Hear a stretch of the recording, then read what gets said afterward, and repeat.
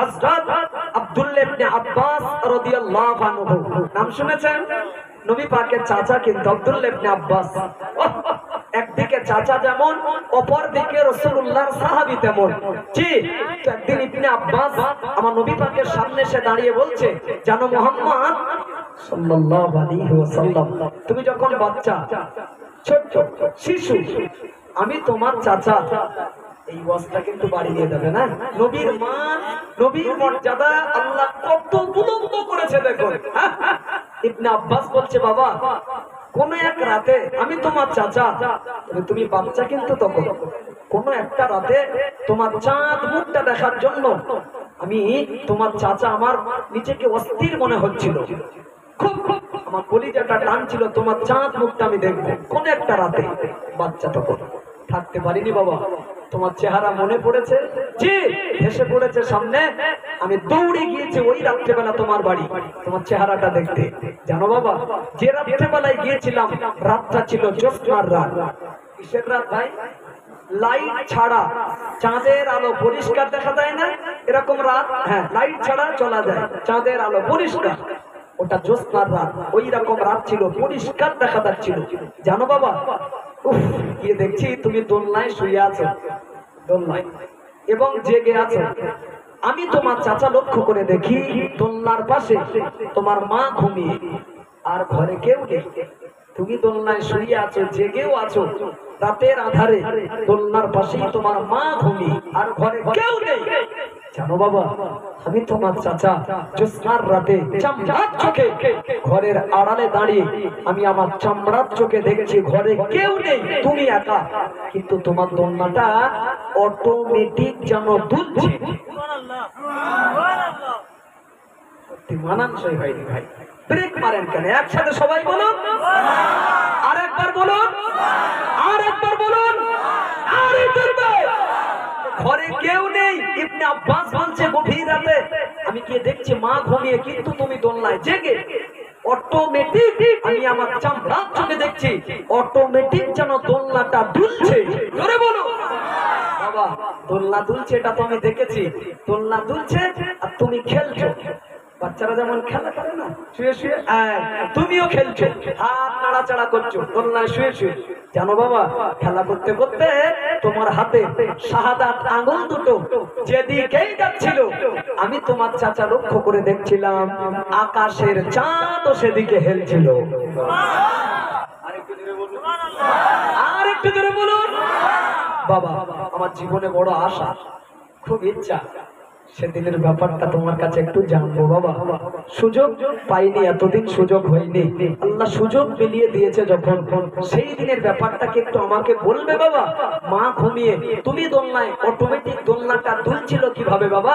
যদিও দোলনা দোলে, খেলা করতে করতে আঙুল যেদিকে যাচ্ছে আকাশের চাঁদও দেখছি সেদিকে যাচ্ছে, এটা কি করে সম্ভব বাবা? আগে বুঝে নিন, ওয়াজ পরে শুনবেন। ইবনে আব্বাস নবীর চাচা যখন নবীর কাছে বিষয়টা জানার জন্য দাবিদার, নবী কিন্তু তখন ছোট নেই, বাচ্চা নেই।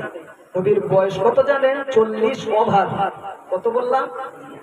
মানে নবুয়ত প্রাপ্ত হওয়ার পরে, কোরআন নাজিল হওয়ার পরে জিজ্ঞাসা করছে, চাচা 40 বছর বয়স যার অতিক্রম করলো যে নবীর, ওই নবী সেই দোলনায় কি ঘটেছে না ঘটেছে তাই কি আর স্মরণে রাখার কথা? ওটা কি আর নবীর মনে থাকার কথা? বলুন, দোলনায় মানে কত আর বয়স? 6 মাস, 1 বছর, 2 বছর, 3 বছর, ওই সময়ের ঘটে যাওয়া ঘটনা জিজ্ঞাসা করা হচ্ছে 40 বছর বয়সের পরে। আমার নবী বলবেন কি করে? বাপজি আপনার বয়স কত মুরব্বী? আপনার 60। আল্লাহ হায়াতে দারাজ করুন, দোয়া রাখলাম। জি 60 বছর বয়স মুরব্বী। 8-10 বছরে আপনার জীবনে কি ঘটনা ঘটেছে একটু বলা যাবে বা?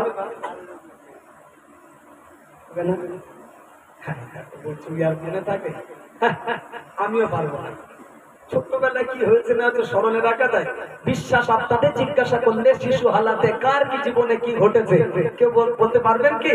সম্ভব নয়, আমরা কেউ পারবো না।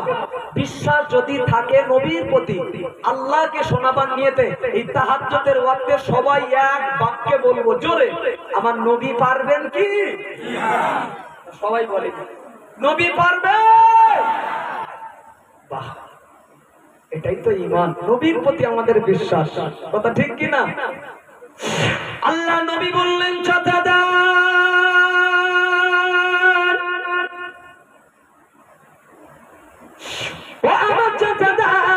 আমি নবী মুহাম্মদ সাল্লাল্লাহু আলাইহি ওয়াসাল্লাম আমি যখন মায়ের গর্ভে আমার আব্বা দুনিয়া থেকে বিদায় নিয়েছে, ইন্তেকাল হয়ে গিয়েছে, ও চাচা আমার আব্বা দুনিয়া থেকে বিদায় নেওয়ার পরে আমার চাচা জানেরা আমার আম্মাকে তারা আশ্রয় দেয়নি, জায়গা দেয়নি। ও চাচা আমার আম্মাকে রাখার জন্য আবু কুবাইস নামক পাহাড়ের পাদদেশে আমার চাচা জানেরা ছোট্ট একটি কুটুরি ঘর তারা বানিয়ে দিয়েছিল। ও চাচা ওই ছোট্ট কুটুরিতে আমার আম্মা একাই বসবাস করতেন। আমি নবী মুহাম্মদ সাল্লাল্লাহু আলাইহি ওয়াসাল্লাম ওই ছোট্ট কুটুরিতে যেদিন জন্ম নিলাম, ভূমিষ্ঠ হলাম, পৃথিবীতে মুহাম্মাদের আপন বলতে মা ছাড়া আর কেউ ছিল না। ও চাচা আমার আম্মা সারাদিন আমাকে নিয়ে সংসারের কাজ করি, আর ভাঙা খাটুরে কেটে সন্ধ্যা যখন ঘনিয়ে আসতো চাচা আমি নবী মুহাম্মদ আমাকে দোলনায় শুইয়ে দিয়ে আমার মায়ের শরীরটা একটু ক্লান্ত হয়ে যেত বলে দোলনার পাশে ঘুমিয়ে যেতে, নিদ্রার ভিতরে আমার মা ঢলে যেতে। আমি নবী মুহাম্মদ আমি বড় একা একা একা হয়ে যেতাম। মা আমার ঘুমিয়ে বাচ্চা মুহাম্মদ দোলনার উপরে জেগে মুহাম্মাদের দোলনাটা তালে তুলিয়ে দেবে কে? আল্লাহ পাক শিশুকালে মুহাম্মাদের দোলনাটা তুলিয়ে দেওয়ার জন্য একটা ফেরেশতা নিয়োজিত রেখেছিল। নবী বলছে বলো 40 বছর বয়সের পরে সেই দোলনার ঘটনা। আমরা তো মাথা নেড়ে দিয়েছি, হবে না। নবী পাচ্ছে পাচ্ছে, সুবহানাল্লাহ হবে না একবার? জোরে হবে না একবার? বাবা বুঝলাম, এটা তো বুঝিনি বাবা, ওটা নয় দোলনা ফেরেশতা দুলিয়ে দিয়েছিল, এটা একটু বলবে বাবা? খেলা করতে করতে আঙুল যেদিকে যাচ্ছিল আকাশের চাঁদ সেদিকে হেলছিল, এটা কি করে সম্ভব বাবা? তুমি তো জমিনে, চাঁদ তো আসমানে, এটা সম্ভব কি করে? যদি একটা উত্তর দিয়েছে, এক তোমরা কেন দিত, কে বা দুলিয়ে দিত, সবে চাচাকে শুনিয়েছেন। দুই ভাইটাল জবাব নবী চাচাকে শোনাবেন, আঙুলের সাথে সাথে আকাশের চাঁদ কেন হেলে যেত, জমিন থেকে আকাশের চাঁদ শুনবেন আপনারা না? দোয়া করবেন এই পর্যন্ত থাক না, ওটাই থাক, আর শোনায় না। বলে তো ওটা বলতে ফের একটা ওয়াজ ভেসে আসবে, কি হবে বলবো? বলছে হোক, ওইটা বলে দেন না না, একবার তাকবীর দেন না, আর এই তাকবীর ঘুম না পেন আলহামদুলিল্লাহ। আল্লাহ নবী বললেন চাচা দান, ও আমার চাচা দান, আমি নবী মুহাম্মদ সাল্লাল্লাহু আলাইহি ওয়াসাল্লাম আমি যখন দোলনায় শুয়ে আমি যখন খেলা করতাম, হাতের শাহাদাত আঙ্গুল দুটো যেদিকে যেত আকাশের চাঁদ সেদিকে খেলে যেত। ও চাচা দান, তার কারণ হলো পৃথিবীতে মুহাম্মাদের জন্য মুহাম্মাদের আম্মা এত গরিব, মুহাম্মাদকে পৃথিবীতে কোনো খাল্লা কিনে দিতে পারেনি। ও চাচা দান, বাচ্চাদের যেমন খাল্লা থাকে মুহাম্মাদের জন্য পৃথিবীতে খাল্লা ছিল না, তাই মা আমার ঘুমিয়ে বাচ্চা মুহাম্মদ দোলনার উপরে জেগে, মুহাম্মাদের তো কোনো খাল্লা নাই, মুহাম্মদ তারিকেল খেলবে কি নিয়ে? ও চাচা দান, এই আঙুল যেদিকে আকাশের চাঁদ সেই দিকে, তার কারণ চাচা দান আল্লাহ পাক মুহাম্মাদের জন্য আকাশের চাঁদটা খাল্লা বানিয়ে দিয়েছিল।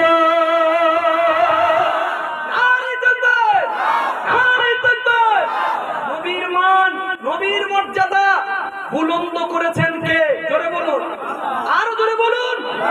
শেষ ওয়াজ, রাসূলুল্লাহ ওযু করতে বসেছেন, আল্লাহু আকবার, নামাজ পড়বে, নবী নামাজ আদায় করবে, ওযু করতে বসেছেন, ওযুর কাজ শেষ। নবী ওযু যখন করতে বসেছিলেন খড়মটা পিছনে রেখে, জুতা মোবারক পিছনে রেখে খালি পায়ে ওযু করছে। ওযু করতে যতটুকু সময় লাগে, ওযু শেষ, নবী পিছনে তাকিয়ে দেখলেন খড়ম মোবারক দুটো আর নেই। গেল কোথায়? এই মাত্র নবী খুলে অজু করতে বসলেন, অজু করতে যতটুকু সময় তাকিয়ে দেখছে খড়ম মোবারক দুটো আর নেই। আমার নবী এদিকে ওদিকে এদিকে ওদিকে তাকায়, পরিশেষে আমার নবী পাক তাকিয়ে লক্ষ্য করে দেখলেন, আহারে একটা চিল তার ঠোঁটে করে গালে করে রাসূলুল্লাহর খড়ম মোবারক দুটো নিয়ে একটা গাছের ডালে উঠে বসে আছে। একটু জোরে বলবেন, জোরে বলবেন। নবী তাকিয়ে দেখছে চিলের ঠোঁটে আমার খড়ম, চিল বসে আছে গাছের ডালে। নবী চিলটাকে লক্ষ্য করে বলেছিলেন, এই চিল নেমে আয়। মানুষ কথা শোনে না গো। নবী যখন বলেছেন চিল নেমে আয়, চিল কি গাছের ডালে আর থাকবে? থাকবে থাকবে না। নবী নবীর কাছে আসলেন, নবী বললেন, চিল আমি তো অজু করতে বসলাম, তো আমার খড়ম নিয়ে তুই গাছে চলে গেলি কেন? আল্লাহু আকবার। নবীর মহব্বত, নবীর ভালোবাসা। জি